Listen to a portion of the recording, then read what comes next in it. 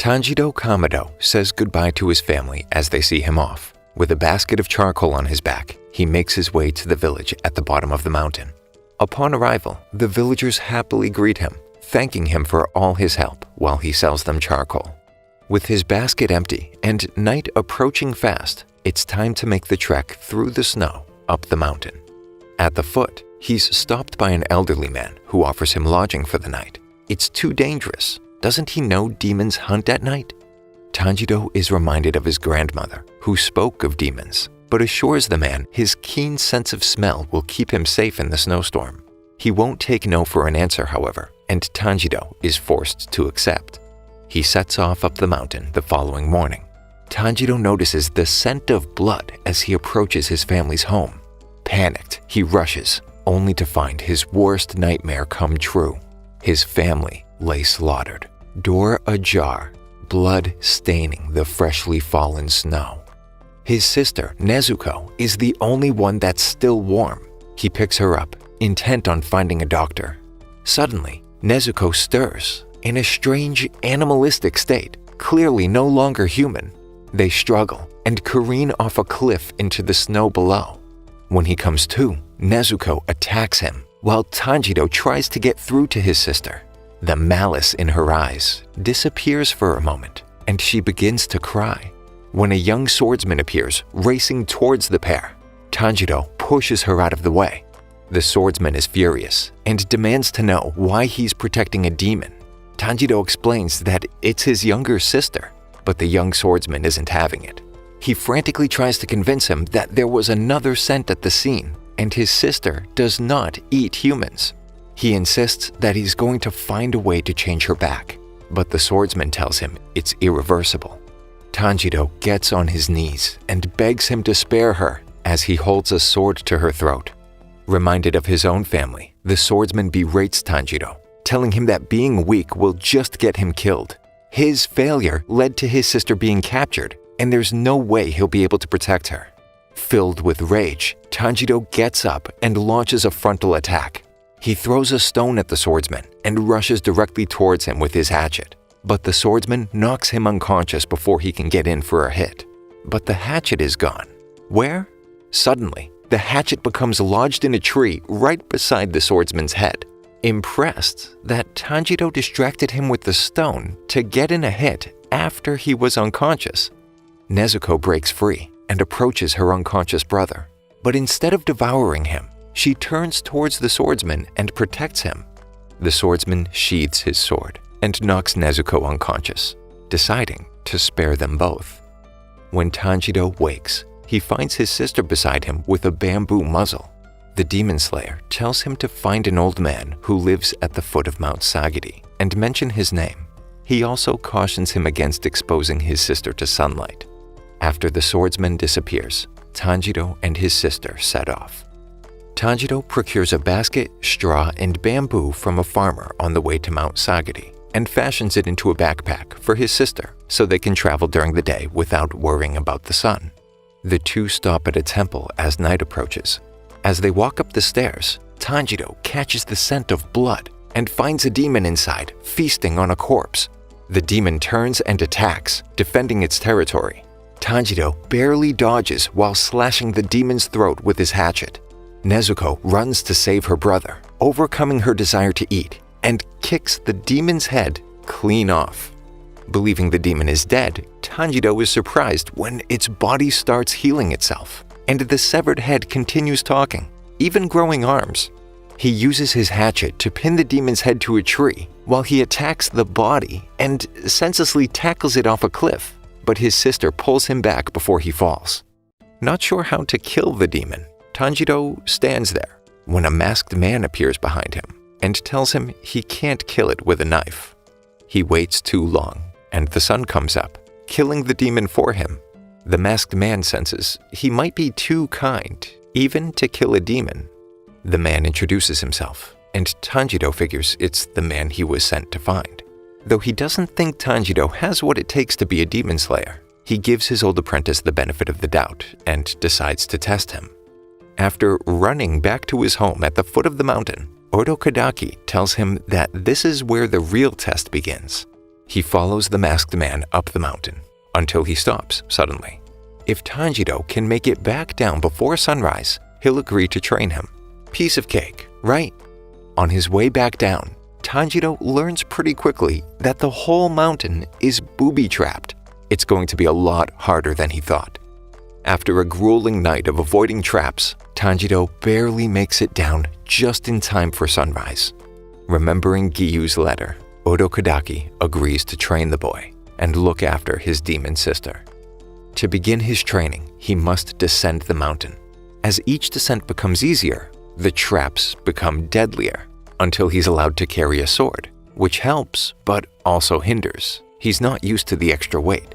The man then teaches him how to use the sword in battle.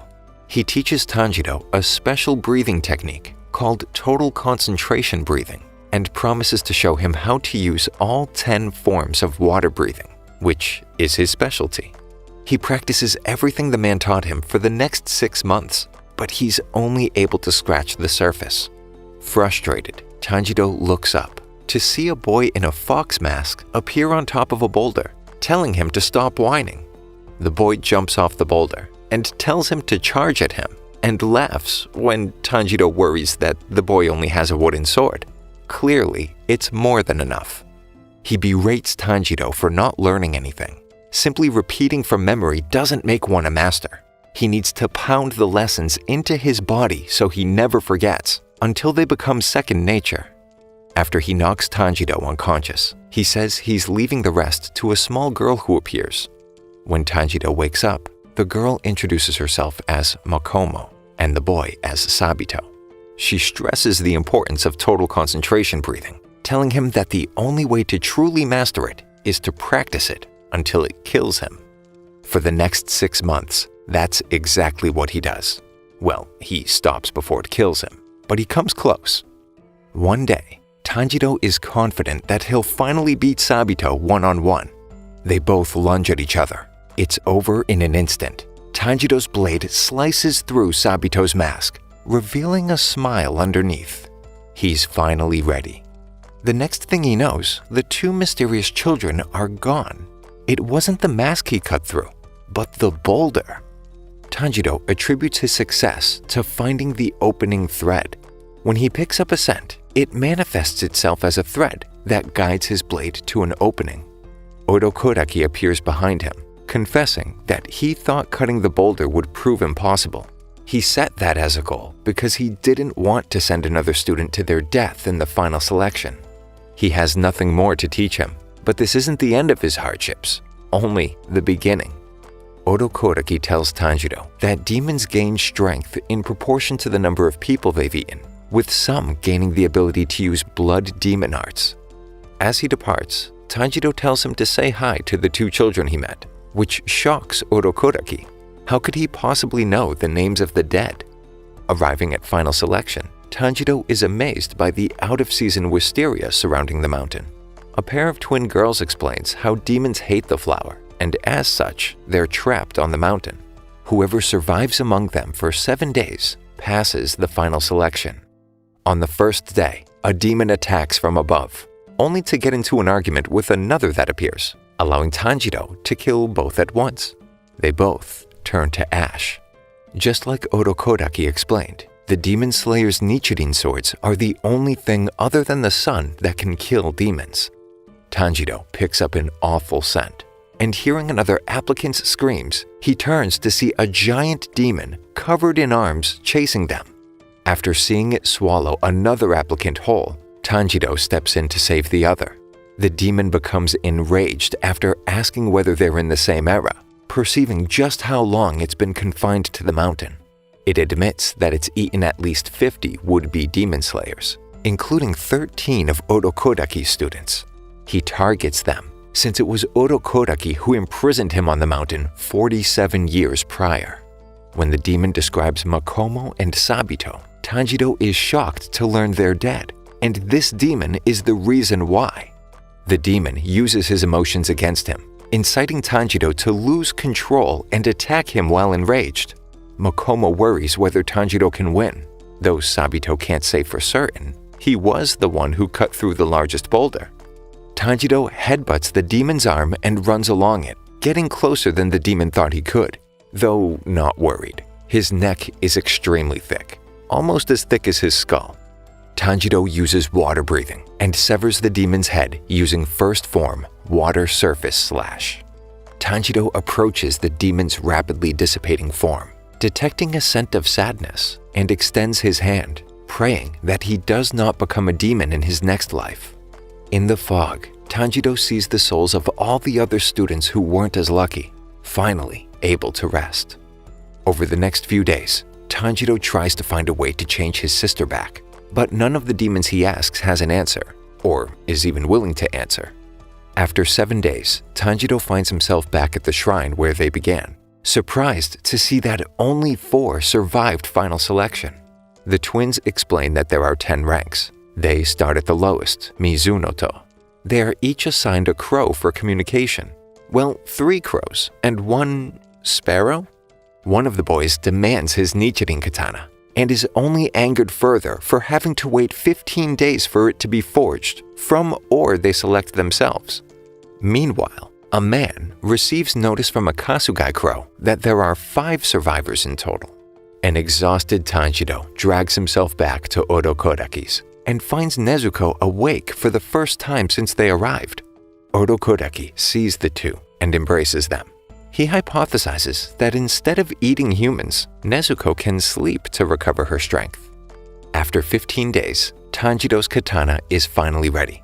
The swordsmith is excited upon seeing his hair color, expecting to see the blade turn bright red, but he's disappointed when the blade turns black.